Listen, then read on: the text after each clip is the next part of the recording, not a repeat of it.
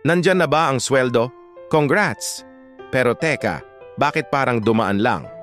Kung nararamdaman mo yan, baka isa ka sa mga nakakaranas ng one-day millionaire syndrome. Pero huwag kang mag-alala, normal yan at may solusyon dyan. Narito ang 3 posibleng dahilan kung bakit laging kulang ang pera mo. Una, wala kang financial plan.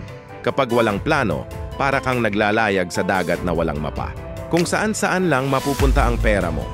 Pangalawa, hindi mo pinaghihiwalay ang pera mo. Dapat may separate system ka para sa savings, bills, at wants. Pangatlo, baka masyado kang mabilis mag-upgrade ng lifestyle sa tuwing tumataas ang sahod.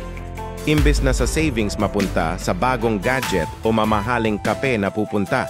Kaya bago pa maubos ulit yan, subukan mong ayusin ang daloy ng pera mo. Gusto mo ba ng mas maraming diskarte sa paghawak ng sweldo? Follow Money Smart PH para sa mga tips na siguradong makakatulong sa'yo.